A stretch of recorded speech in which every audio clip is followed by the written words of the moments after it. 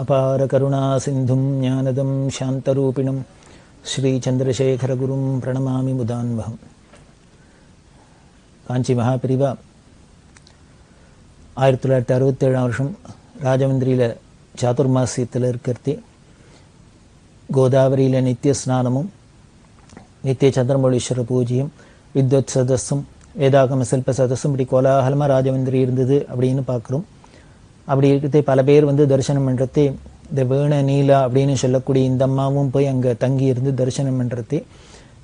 பெரியவா அந்த அம்மாவுக்கு வீணையை பற்றியெல்லாம் சொல்லி வீணையை காசுக்கு நம்ம காசு வாங்கிட்டு சொல்லி கொடுக்கப்படாது அப்படின்னு உபதேசம் பண்ண, அதுக்கப்புறம் இந்த அம்மாவுக்கு தெளிவெல்லாம் படுத்தி இன்னும் பல பேருக்கு பல ஜீவனோபாயத்துக்கு என்னெல்லாம் பெரியவா வழி செஞ்சு கொடுத்தா அனுகிரகம் என்ன அப்படின்லாம் பார்க்குறோம்.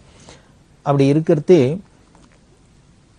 பெரியவா இந்த கோதாவரியில் ஒரு நாளைக்கு இருக்கிறதே இந்த வேண நீலாவை ஓடம் வாசி அப்படின்னா, இந்த கோதாவரி ஓடம் அப்படின்னு ஒன்று பிரபலம் பிரசித்தமாக ஒரு கோதாவரி ஓடம் அப்படின்னு.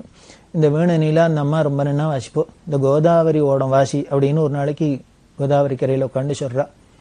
அந்த கோதாவரி ஓடம் என்ன அப்படின்னா, பெரியவாளோட பரமகுரு சுவாமிகள் அவள் அந்த கோதாவரி தீரத்தில் யாத்திரை பண்ணுறதே யாரோ ஒரு வயசான மூதாட்டி ஒரு பக்த அந்த அம்மா அந்த பரமகுரு கலவை பெரியவா அந்த கோதாவரியில் ஓடத்தில் போகிறதே பார்த்துட்டு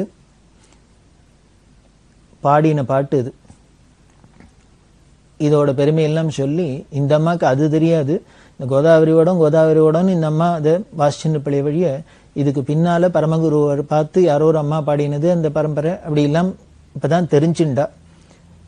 இப்போ இன்னொரு தினம் எப்போ போனாலும் இந்த அம்மாவை இந்த கோதாவரி கரையில் பெரியவா அந்த கோதாவரி ஓடம் வாசிக்க சொல்லுவா. அது ரொம்ப அழகாக இருக்கும். இந்த அம்மாவை ரொம்ப நல்லா வாசிப்பா. அதில் ஒரு லைன் 2 லைன் பார்த்தாலே அபூர்வமாக இருக்குது. அதில் சொல்கிறா, எங்கும் நீரை கோதாவரியை கொண்டாடி கண்டு கொள்வோம். இது சங்கீதத்தோட இது இசையோடு பாடினா அந்த ஓடம் ரொம்ப நன்னா இருக்கும். இருந்தாலும் நான் அதில் வர வார்த்தைகள்லாம் எவ்வளோ அழகாக இருக்குங்கிறதுக்காக சாம்பிளுக்கு சொன்னேன். பெரிய ஓடம் அது. எங்கும் நிறை கோதாவரியை கொண்டாடி கண்டுகொள்வோம், நாம் கொண்டாடி கண்டுகொள்வோம். சந்திரமௌலி திரிபுர சுந்தரியும் வாரார் வாரார், அதில் செம்மையாக ராஜாக்களும் அங்கேயே பாரார் பாரார் அப்படின்ட்டு ஷண்மத ஸ்தாபனாச்சாரியாரும் கூட சேர்ந்தொரு வெகுஜனங்கள் அங்கேயும் பாராய் பாராய் அப்படின்லாம் சொல்லி இந்த ஓடம் ரொம்ப அபூர்வமாக இருக்கும்.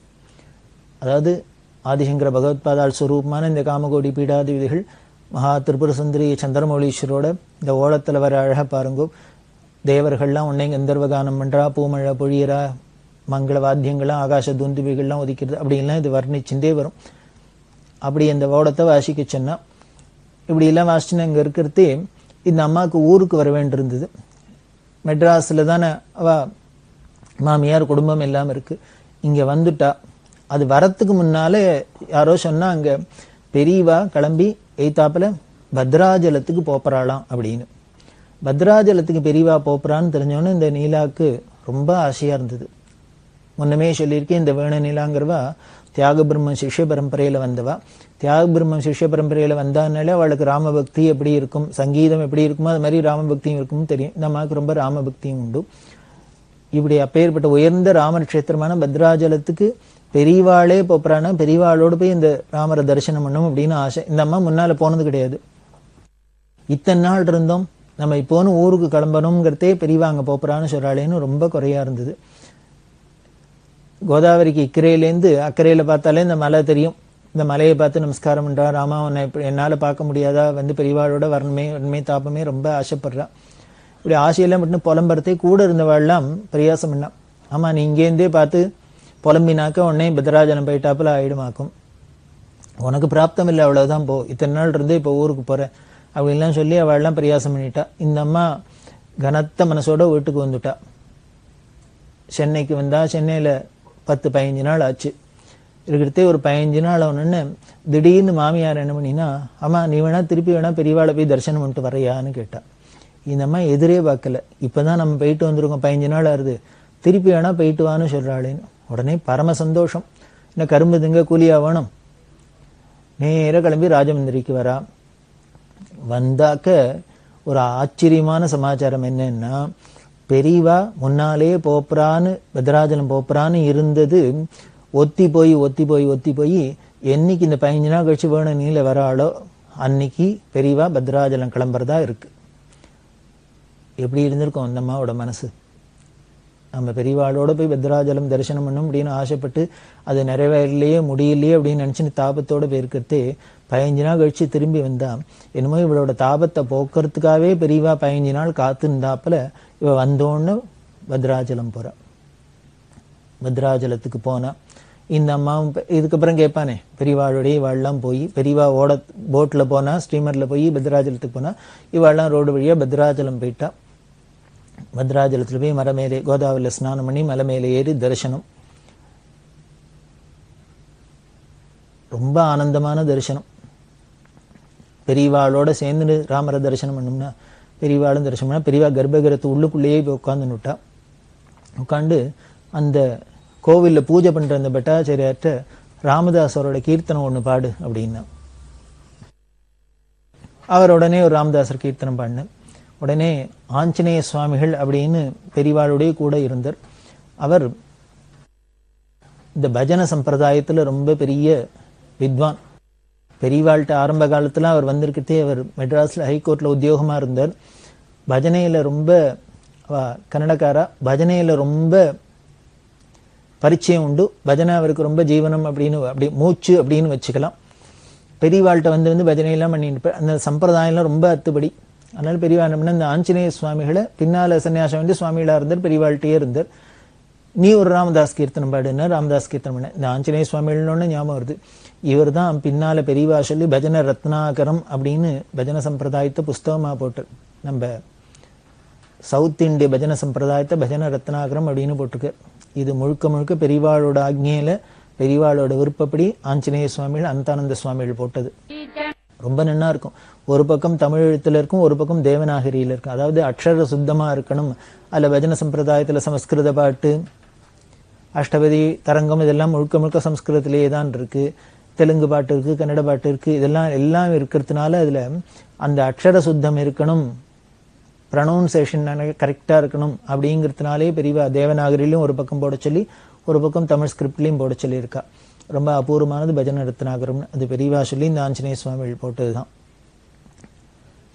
அந்த ஆஞ்சநேய சுவாமியை விட்டு ராமதாஸ் கீர்த்தனம் பாடுன்னா அவள்லாம் அவரும் பாடினார். உடனே என்னன்னா வெளியில நின்று இருக்கிற நீலாவை கூப்பிட்டா. இந்த அம்மாவுக்கு சங்கோஜமா இருக்கு, பயமா இருக்கு. பெரியவா உள்ளே உட்கார்ந்துட்டு இருக்கா, எப்படி போறது அப்படின்னா நான் தானே கூப்பிடுறேன் வா உள்ள அப்படின்னா கூப்பிட்டா.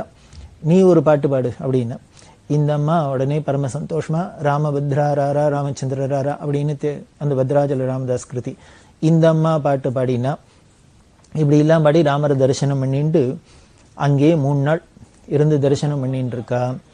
இந்த 3 நாள்ல என்ன ஆயிடுச்சுன்னா இவாளுக்கு அங்க தங்கி எங்கி ஒரு சமையல் பண்ணி இவா வெளியில அங்க ஒண்ணும் கிடைக்காது. இவா பொதுவா ஆச்சார அனுஷ்டானம் முக்தனா வெளியில இல்லாம சாப்பிட மாட்டா. இப்படி பெரியவா தரிசனத்துக்கு போற பல பக்தாள்லாம் அவாவாளே கையில கும்டி எல்லாம் எடுத்துட்டு போய் அங்க ஏதோ சுயம்பாங்கம் பண்ணி சாப்பிடா. இது பெரியவா உத்தரவு.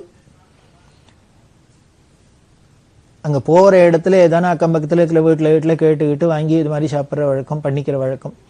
இந்த பத்ராஜலத்துல அது மாதிரி வசதி ஒண்ணும் இல்லை, என்ன பண்றதுன்னு தெரியல. 3 நாளும் ஏதோவா தீர்த்தத்தை சாப்பிட்டு ஏதோ கிடைச்ச பழத்தை எடுத்து சாப்பிட்டு பட்னியா தான் கிடக்கா. இப்படி 3 நாள் ஆகி பெரியவா இங்கேருந்து அடுத்த ஊருக்கு கேம்புக்கு போறா.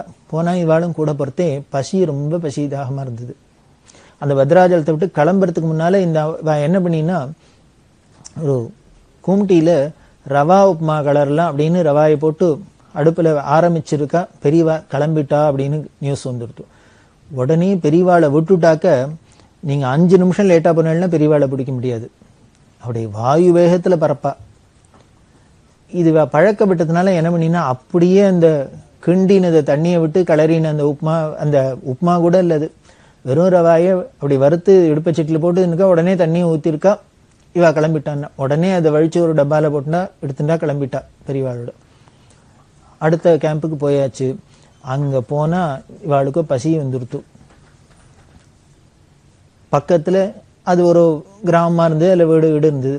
ஏதோ ஒரு வீட்டுல போய் வாசம்னா அந்த வீட்டு திண்ணையில உட்காந்துட்டு இந்த களரி வச்ச இந்த ரவாய இத்தனை தண்ணியை விட்டு அவள்கிட்டயே கேட்டு கொஞ்சம் அவள் ஏதானு ஒத்தாசை பண்ணிட்டுமா ஏதாவது வேணுமான்னு கேட்க கொஞ்சம் மோர் கொடுங்கோ உப்பு கொடுங்கோன்னு கேட்டு வாங்கிட்டு இத்தனை மோரையும் வாங்கி உப்பையும் வாங்கி போட்டுன்னு இதில் நல்லா கரைச்சி கஞ்சி மாதிரி குடிச்சு இவ கூட போனவா எல்லாரும் குடிச்சுட்டா. அப்புறம் ராத்திரிக்கு ஏதோ பாலை கொடுத்தா பழத்தை கொடுத்தா இப்படி ஓட்டுன்னு இருக்கா. அந்த அம்மா சொல்ற எப்படி ரசிச்சு சொல்லுவா அப்படின்னா, இப்படி ஏதானோ அடுப்பில் வச்சு ஏதானோ பண்ணலாம்னு நினைச்சிட்டு இருந்தோமோ அதுக்குள்ள பெரியவா கிளம்பிட்டான்னா அப்படியே அள்ளி போட்டுட்டு ஓடுறது. இது போனா வேலை வேலைக்கு சாப்பிட பசிக்கும், பசிச்சா கூட என்னமோ இது கிடைக்காது, கிடைச்சதை சாப்பிட்டாலும் வயிறு ரொம்பி போயிடும், ஆனா திருப்தியா இருக்கும், ஒரு குறை இருக்காது, நம்மள அறியாத ஒரு சந்தோஷம் இருக்கும். அந்த வாழ்க்கையே தனி வாழ்க்கை அப்படின்னு ஏதோ நாடோடி மாதிரி இன்னைக்கு ஒரு நாளைக்கு ஒரு ஏதோ கிடைச்சதை எடுத்து வாயில போட்டுக்கிறது அப்படின்னு ஒரு விசாரமும் இல்லாத பெரியவா சந்நிதியிலே இருக்கும். பெரியவாளுடையே போறோம். பெரியவா பல க்ஷேத்திரங்கள் பல தீர்த்தங்கள், இந்த ஸ்நானமும் தரிசனமும் இதுவே பிரம்மானந்தமா இருக்கும் அப்படின்லாம் சொல்லி ஆனந்தமா இருப்பா.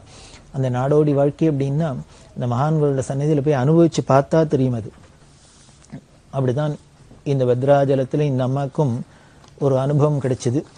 பெரியவா அப்புறம் இப்படி சுத்தீவிர போயிட்டு திரும்பி புதுப்பிரிவா ஜெயேந்திரேஸ்வர சுவாமிகளும் வர பத்ராஜலத்துல அவருக்கு ராமர் கோவில் கும்பாபிஷேகம் நடந்தது. அந்த கும்பாபிஷேகத்துக்காக பெரியவா திருப்பி பத்ராஜலத்துக்கு வர. இந்த ராமர் கோவில் கும்பாபிஷேகம் அப்படின்னு அதுல முக்கியமானவர் தேவகோட்டை எஸ்.எம். கணபதி ஸ்தபதி அப்படிங்கிற ஸ்தபதி. பெரிய ஸ்தபதி சில்பகலையில வல்லுனர். அவருக்கு பத்மஸ்ரீன்னு அவார்டெல்லாம் கிடைச்சது. பரமபக்தர் பெரியவாள்கிட்ட. அந்த பெரியவா பக்தரான அந்த கணபதி ஸ்தபதி தான் இந்த பத்ராஜலம் கோவில் புனருத்தாரணத்துக்கெல்லாம் முக்கியமா இருந்து சிற்பியா இருந்து அங்க பல கைங்கரியெல்லாம் பண்ணியிருக்கார். இந்த பெரியவா ராஜமன்றியில இருக்கிறதையே இந்த கணபதி ஸ்தபதி வந்து பெரியவா தரிசனத்துக்கு வந்தார். கணபதி ஸ்தபதி சொல்லுவார், எனக்கு அப்புறம் பத்ராஜலத்துக்கு அப்புறம் தான் பெரியவாள்கிட்ட எனக்கு ரொம்ப நெருக்கம் ஏற்பட்டது. அது வரைக்கும் நான் பெரியவாளை ஏதோ தள்ளி நின்று தரிசனம் பண்ணியிருக்கேன். நானும் ஸ்தபதி அப்படின்லாம் சொல்லி என்ன அதிகமா இன்ட்ரோடியூஸ் பண்ணின்றதுல பெரியவாளை என்கிட்ட அதிகமா பேசி இருந்ததில்லை. இந்த ராஜமன்றியில இருக்கிறது பத்ராஜலத்துக்கு வரப்போறா கும்பாபிஷேகம் அப்படின்னு தெரிஞ்சோடனே முன்னால வந்து பெரியவாளை பார்க்கணும்னு வந்தோம். வரத்தே புதுப்பிரியா ஜெயேந்திரேஸ்வர சுவாமிகள் கேட்டார், பெரியவா போட்ல கோதாவரியில படகுல கடந்துன்னு பத்ராஜலம் போப்புறா, நீங்க வந்துட்டு நீ போக வேண்டாமா அப்படின்னு கேட்க, உடனே நான் போறேன்னு சொல்லி புதுப்பிரியா உடனே போன்னு சொல்லி உத்தரவு பண்ணி அப்படிதான் வந்த பத்ராஜலத்துல வந்து பார்க்கிறா. பத்ராஜலம் ரொம்ப அருமையான க்ஷேத்திரம் அப்படின்னு முன்னாலே சொல்லிட்டோம். பத்ராஜல ராமதாஸ் அங்க அந்த கோவிலை கட்டினார் அப்படின்னு. அங்க பக்கத்துல ஒரு கல்யாண மண்டபம் கட்டியிருந்தா. அந்த கல்யாண மண்டபத்துல வந்து பெரியவா தங்கினா. இந்த பத்ராஜலம் போனோடனே இவர் தான் ஸ்தபதி அப்படின்லாம் சொல்லி இன்ட்ரடியூஸ் பண்ணி விட்டா. பெரியவா அதுலேருந்து இவருக்கு நெருக்கம் அந்யோன்யமா ஆயிடுத்து. பெரியவா அவர்கிட்ட பேசிட்டு இருக்கிறதே பல சில்ப விஷயங்கள்லாம் பத்தி பேசியிருந்தா. உடனே இந்த கல்யாண மண்டபத்துக்கு வந்தா. இந்த மண்டபத்தை இவர் தான் கட்டினார் அப்படின்னு தெரிஞ்சோடனே இதுல உள்ள விசேஷங்கள்லாம் சொன்னா. இது ஒரு மண்டபமா இருந்தா கூட, கல்யாண மண்டபம் அப்படின்னா கூட அதுவே ஒரு சில்பகலை அதிசயமா இருந்திருக்கு.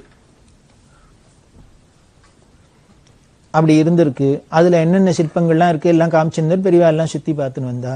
அதுல ஒரு இடத்துல பிரம்மாவோட சிற்பம் இருக்கு. இந்த பிரம்மா ரெண்டு பக்கம் ரெண்டு ஸ்திரீகள் உட்காந்துருக்கிறாப்புல இருந்தது. பெரியவானே ஸ்தபதிட்டு கேட்டா, இது என்ன பிரம்மா தானே, அதுக்கு என்ன ரெண்டு பக்கம் ரெண்டு பொம்மநாட்டிகள் இருக்கா, அது என்ன? உடனே அவர் சொன்னார், இல்ல சரஸ்வதி சாவித்ரி அப்படின்னு. பிரம்மாவுக்கு ரெண்டு பத்தினி சொல்றோம் இல்லையோ, காயத்ரி சாவித்ரி சரஸ்வதி அப்படின்லாம் சொல்றோம் இல்லையோ, அதனால இந்த சாவித்திரியும் சரஸ்வதியும் ரெண்டு பக்கமும் இருக்கிறாப்புல வெடிச்சிருக்கேன் அப்படின்னு. இது சொன்னோடனே பெரியவா சொன்னா, பொதுவா பிரம்மானாலே சரஸ்வதியோட தான் நாம பார்த்து பழகியிருக்கோம்.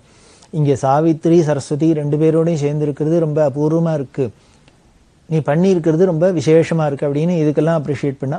இப்படி எல்லாம் பண்ணிட்டு அதுல வரத்தே நடுப்புற பார்த்தீங்கன்னா ஒரு பெரிய பத்மபீடம், தாமரப்பூ மாதிரி பெரிய பீடம் இருக்கும். அந்த பீடத்துக்குள்ளேயே அடியில அங்கங்க அந்த சில்ப அதிசயங்கள்லாம் எல்லாம் இருக்கு. இதெல்லாம் பெரியவாள்கிட்ட எல்லாம் விவரிச்சு காமிச்சார். காமிச்சுட்டு ஸ்தபதி சொன்னார், இந்த பத்மபீடத்துல தான், இந்த மண்டபத்துல இருக்கிற நடுப்புற இருக்கிற இந்த மைய மண்டபத்துல இருக்கிற இந்த பத்மபீடத்துல தான் ஸ்ரீராம நவமியும் போது பத்ராஜலத்திலேருந்து ராமர் வந்து சீதையோட இந்த பத்மபீடத்துல எழுந்துருளை பண்ணி லட்சக்கணக்கான ஜனங்கள் தரிசனம் பண்ணுவா அப்படி எல்லாம் சொன்னார். இதை சொல்லிட்டு அவர் என்ன பண்ணினார், அப்படி ராமர் உட்கார்ந்துன்னு தரிசனம் கொடுக்கிற பீடம் அதுல பெரியவா உட்கார்ந்துட்டு தரிசனம் கொடுக்கணும் அப்படின்னு ஆசையை வெளிப்படுத்தினேன். இது என்ன சுவாமியை வச்சு சுவாமி தரிசனம் கொடுக்கிற பீடம் அப்படின்னா அதுல பெரியவா ஏன் உட்காரணும்னு ஸ்தபதி ஆசைப்பட்டார்? இது நியாயமா அப்படின்னா பின்னாலே வரப்போறது. பல நிகழ்ச்சிகள் மூலியமா திருப்பி அவ யாருன்னு தெரிஞ்சுட்டதுனால, அவ சாட்சாத் பரமாத்மா அப்படின்னு தெரிஞ்சுனதுனால இவர் அப்படி உட்காரணும்னு சொன்னார். இவர் ஆசைப்பட்டபடியே பெரியவா உட்கார்ந்துட்டு அவருக்கு அனுகிரகம் பண்ணினா. தான் கழுத்துல போட்டிருந்த ஒரு வில்லு மாலையை கட்டி அவருக்கு போட சொன்னா, அப்படிலாம் அனுகிரகம் பண்ணா. அவர் சொல்லு, அதுக்கப்புறம் தான் என் வாழ்க்கையிலேயே பொற்காலம் அப்படின்னு சொல்லலாம். அப்படி ஒரு அமோகமா பேரோடையும் புகழோடையும் காசி பணத்தோடையும் பரம சௌக்கியம் ஏற்படுறாப்புல இருந்தது. அன்னைக்கு பத்ராஜலத்துல பெரியவா அப்படி கை தூக்கி ஆசீர்வாதம் பண்ணி அவா திருக்கிறதுனால அவா போட்டுண்ட வில்லு மாலையை எனக்கு பிரசாதம் கொடுத்து இப்படி எல்லாம் பண்ணினது அப்படின்னு சொல்லுவார். அந்த ராமர் உட்கார்ற பீடத்துல பெரியவா உட்காந்து பார்க்கணும்னு ஸ்தபதி ஆசைப்பட்டார். அப்படின்னா இதுக்கு ஒத்துமையா இது சரிங்கிறாப்புல ஒரு நிகழ்ச்சி. பெரியவாளோட பக்தர்ல ஜோஷி, பாலகிருஷ்ண ஜோஷி அப்படின்னு ஒரு பக்தர். குஜராத்திக்காரா, பட்டணத்துல வைர வியாபாரம்லாம் பண்ணியிருந்தா. பெரியவா தான் எல்லாம், சர்வமும் அவளுக்கு பெரியவா தான். இந்த ஜோஷி ஆட்டும் ஜோஷி குடும்பம் எல்லாருக்குமே அப்படி பெரியவா பெரியவா பெரியவான்னு சாட்சாத் பரமேஸ்வரன் அப்படி உருகினவா. பெரியவா பத்ராஜலத்தை பெரியவா எங்க இருந்தாலும் போய் போய் தரிசனம் பண்ணுவா இல்லையா? அப்படி இவரும் ஜோஷியும் தரிசனத்துக்கு போயிருக்காரு. பெரியவாளை தரிசனம் பண்ணினார். எல்லாம் பார்த்தாச்சு. இவர் ஊருக்கு கிளம்பணும். ஊருக்கு கிளம்புறதுக்கு முன்னால மலை மேலே ஏறி ராமரை தரிசனம் பண்ணி கிளம்பலாம் அப்படின்ட்டு பெரியவாள்கிட்ட உத்தரவாயிட்டு, பெரியவா உனக்கு நேரம் ஆயிடு, நீ ஊருக்கு கிளம்பு அப்படின்னு. இவர் சொன்ன, இல்ல இல்ல நான் மேல போய் ராமரை தரிசனம் பண்ணி போலான்னு இருக்கேன் அப்படின்னு. பெரியவா உடனே, அது எதுக்கு சிரமப்படணும், என்னை பார்த்துட்டு இல்லையோ நான் தான் ராமர், அவ்வளவுதான், என்னை பார்த்துட்டு இல்லையோ போறோம், நேரம் ஊருக்கு போயிட்டு வா அப்படின்னு. ஜோஷிட்ட சொல்றேன், என்னை பார்த்துட்டு இல்லையோ நான் தான் ராமர், பார்த்தா போறோம், நேரம் ஊருக்கு அப்படின்னு. வாஸ்தவம் தான். இவரும் ராமரும் ஒன்னான்னா ஆமாம் இவரும் ராமரும் ஒண்ணு அப்படின்னே தான் சொல்லலாம். ஏன்னர் ராமர தர்ம விக்கிரகம் தான் ராமர் அப்படின்னு வால்மீகி சொல்றார். தர்மம் தர்மம் அப்படிங்கிறது ஒரு மனுஷ ரூபத்துல வந்தா, கை காலோட வந்தா அதுதான் ராமர் அப்படின்னு சொன்னா, அந்த தர்ம விக்கிரகமே இனிமே எந்த ரூபத்துல வந்தாலும் அது ராமராதான இருக்க முடியும். முதல்ல அந்த தர்ம விக்கிரகம் ராமருங்கிற பேர்ல வந்தது. இப்ப அதே தர்ம விக்கிரகம் பெரியவாங்கிற பேர்ல வந்திருக்கு. அதே ராமருக்கு ஒரு கிரகஸ்தனா க்ஷத்ரியனா இருந்த ராமர், அதே தர்ம விக்கிரகம் ஒரு சன்னியாச கோலத்துல இருந்தா அதுதான் பெரியவா. அவர் கோதண்டபாணி, இவர் தண்டபாணி. இப்படி ராமரும் ஒண்ணுதான், பெரியவாளும் ஒண்ணுதான். தர்ம சம்ஸ்தாபனார்த்தம் தானே அவதாரம் பண்ணிட்டு இருக்கா. சாதுக்கள்லாம் ரட்சித்து தர்மத்தை நிலைநாட்டுறதுக்கான அவதாரம் பண்ணிக்கா. அப்படித்தானே பெரியவாளும் இங்க சாதுக்கள் நல்லவாளுக்கு அத்தனை பேருக்கு அனுகிரகம். இந்த பெரியவாள்கிட்ட நல்லவாளுக்கு மட்டும் இல்லை, யாரா இருந்தாலும் அனுகிரகம் தானே பண்ணிட்டு இருக்கா. அப்படி ரெண்டும் ஒண்ணுதான் அப்படின்னு சொன்னதும் கரெக்டு தான். இதை ஊர்ஜிதம் பண்றாப்படியே தான் இதே பாவம் தான் ஸ்தபதிக்கும் தோணி இருக்கு. இந்த ராமர் எழுந்துள்ள இடத்துல பத்மபீடத்துல பெரியவாளும் உட்காந்து இருக்கணும். இது ஒரு போட்டோ எல்லாம் கூட இருக்கு. இந்த பத்மபீடத்துல உட்காந்துன்னு பெரியவா கணபதி ஸ்தபதிக்கு ஆசீர்வாதம் பண்றாப்பெல்லாம் போட்டோஸ் எல்லாமே இருக்கு. அப்படி அந்த மண்டபத்தை சுத்தி பார்க்கறதே பெரியவா சொன்னா, கோதாவரியில் ஸ்நானம் பண்றதே அது மூழ்கி ஸ்நானம் பண்றதே இதெல்லாம் கைண்டு தண்ணியோட போயிடுத்து போல இருக்கு, நதியில விழுந்திருக்கணும் அப்படின்னு இவர் சொன்னார். உடனே அந்த அம்மா கிட்ட, நான் நதியில விழுந்திருக்குன்னா யாரையானு விட்டு தேட விட சொல்லப்படாதா அப்படின்னு. நல்ல நவரத்ன மாலை அதை தொலைச்சிட்டு வந்திருக்கேளே, அதை தேடப்படாதா அப்படின்னு. இவர் நதியில போய் ஸ்நானம் பண்ணி அப்புறம் பெரியவாளை போய் தரிசனம் பண்ணி பெரியவாளோட இத்தனை பேசி எல்லாம் பார்த்துட்டு வந்து எத்தனை நேரம் ஆயிருக்கு. இன்னுமே இப்பதான் நகை அந்த மாலை காணும்னே தெரியுது. இதுக்கப்புறம் போய் தேடினா எப்படி கிடைக்கும்? மனைவியே சொல்றா, சரி என்ன பண்ண, வீட்டுல இருந்த ஒரு ஆளை அனுப்பிச்சு தான் எந்த இடத்துல கோதாவரி கரையில குளிச்சோமோ அந்த ஸ்நான கட்டத்தையும் சொல்லி அங்க போய் தானே ஒரு தடவை ட்ரை பண்ணிட்டு வாப்பா, என்ன ஆறுதோ பார்க்கலாம் அப்படின்னு. அந்த ஆளு போனார். அவர் சொன்ன ஸ்தபதி சொன்ன இடத்துக்கு போய் இந்த கோதாவரியில எங்க ஸ்நானம் பண்ணாரோ அங்க இப்படி தேடி பார்த்துட்டு மூழ்கி அந்த தரையில தண்ணி கையை வச்சு தடவிட்டு எடுத்து பார்த்தா கையில மாலை அம்பிடுறது. இவரோட நவரத்ன மாலை அம்பிட்டு பல மணி நேரம் ஆகியிருக்கு. அதுக்கப்புறம் இவர் வீட்டுக்கு போய் அதுக்கப்புறம் ஆளை அனுப்பிச்சு இவா வந்து குளிச்ச இடத்துல பார்த்தா மூழ்கி எடுத்தா ஸ்நானம் பண்ண இடத்துல திருப்பி மாலை கிடைக்கிறது அப்படின்னா ஸ்தபதி சொல்லுவார், இதுதான் பெரியவாளோட அனுகிரக விசேஷம், அதிசய விசேஷம் அப்படின்பார். ஏதானும் பிராக்டிக்கலா நினைச்சு பாருங்க, ஓடுற நதி ஏதானும் குளங்களும் மாதிரி இருந்தாலும் பரவாயில்ல, பிரவாகமா ஓடுற கோதாவரி, அந்த கோதாவரியில எப்போ 4 மணி நேரம் 5 மணி நேரத்துக்கு முன்னால ஒருத்தர் ஸ்நானம் பண்ணி இந்த மாலை கயண்டு விழுந்து அது தண்ணியில அடிச்சுன்னு போயிருக்காதோ. அதுக்கப்புறம் வந்து பார்த்தா தானே டான்னு கிடைக்கிறது இந்த நவரத்ன மாலை. இது எப்படி அப்படின்னா அனுகிரக விசேஷம். பெரியவா இவருக்கு மேல வச்சிருக்கிற பிரியத்துக்கு அன்புக்கு இதெல்லாம் சாட்சியா அவர் சொல்வார். இப்படித்தான் பெரியவாளை நினைச்சுன்னு எதுவா இருந்தாலும் காணா போச்சுன்னே கிடையாது, எதுவா இருந்தாலும் உடனே கிடைச்சிடும் அப்படியும். இது இது கோதாவரியில் எடுத்தா அப்படின்னு இன்னொரு நிகழ்ச்சி ஞாபகம் வருது. பெரியவா தேனம்பாக்கம்ங்கிற இடத்துல இருந்தா, அங்க ஒரு பெரிய குளம், அதுல பெரியவா ஸ்நானம் பண்ணா. ஸ்நானம் பண்றதே திருவாரூர் கமலம் அப்படின்னு ஒரு அம்மா. அந்த அம்மா என்ன பண்ணா, வெள்ளம் எப்பொழுதும் பெரியவாள்கிட்ட எப்பொழுதும் பக்தியா வந்து நிற்கிறா. பெரியவா போய் ஸ்நானம் பண்ணிட்டு வந்தோன்னே அந்த இடத்துல அந்த தீர்த்தத்துல நம்மளும் ஸ்நானம் பண்ணி இந்த அம்மா போய் ஸ்நானம் பண்ணியிருக்கா. ஸ்நானம் பண்ணிட்டு வந்தாக்க ஏந்துன்னு பார்த்தா காதுல பெரிய வயிறு தோட்டுப்பட்டுமா, அந்த லூசா இருந்தது போல இருக்கு அந்த திருகு கைண்டு விழுந்துடுத்து, இங்கேயோ காணா போயிடுத்து. பெரியவாள்கிட்ட வந்தது வைரம் காணா போச்சுன்னா ஒரு அபசகுணம் அப்படிலாம் சொல்லுவா. இந்த ஸ்திரீகளோ இல்லையோ அதனால சென்டிமெண்ட்ல ஃபீல் பண்ணிட்டு காதுல அந்த தோடு வேட கைண்டு விழுந்துடுத்தோ, வைரம் வேற காணா போயிருக்கு அப்படின்ட்டு என்ன பண்ணா, வீட்டுல புருஷனுக்கு ஒன்னும் ஆகாத இருக்குமே அப்படின்னு பெரியவாள்கிட்ட வந்து எழுதா. தேடி பார்க்க வேண்டிய, தேடி பார்த்துட்டும் கிடைக்கலன்னு. இந்த அம்மாவானா திருப்பி திருப்பி பெரியவாதான் அனுகிரகம் பண்ணும், தேடி கொடுக்கணும் தேடி கொடுக்கணும். நான் என்ன பண்ணுங்கிற அப்படின்னா, நேர தண்டை தூக்கின்னு அந்த எந்த இடத்துல குளிச்ச அப்படின்னு அங்க வந்தா. உடனே இந்த கண்ணையான்னு பெரியவாள்கிட்ட பாரா பார்க்கிறவர். இந்த கண்ணையா கூப்பிட்டு அங்க உள்ளுக்குள்ள இருந்து ஒருத்தனை கை மண் அள்ளு அப்படின்னா, இந்த குளத்துல விட்டு அவர் இப்படி கையில அள்ளினார். அள்ளினா அப்படி பார்த்தாக்க அதுல பல பலன்னு வைரத்தோடு கொடு அவள்கிட்ட அப்படின்னா தூக்கி அந்த அம்மா கமலம் கையில கொடுத்தா. அந்த அம்மாவுக்கு ஒரே சந்தோஷம், வைரத்தோடு கிடைச்சது. கிடைச்ச உடனே பெரிய உடனே, பத்தியா உன் வைரத்தோட அவன் தேடி கொடுத்துட்டான், அவனுக்கு ஏதானும் நீ பணம் கொடுத்துட்டு போ அப்படின்னா பெரியவா உள்ளுக்குள்ள போயிட்டா. இதுல ஆச்சரியம் என்னன்னா, பெரியவா ஸ்நானம் பண்ணிட்டு போனதுக்கு அப்புறம் இந்த ஸ்திரீகள் இவாள்லாம் போய் குளிச்சிருக்கா, அப்பதான் காணா போயிருக்கு. அதுக்கப்புறம் யானைப்பாகன் யானையை அழிச்சுன்னு வந்து மடத்து யானை குளிப்பாட்டி எல்லாம் பண்ணியிருக்கு. இத்தனை நடந்திருக்கு.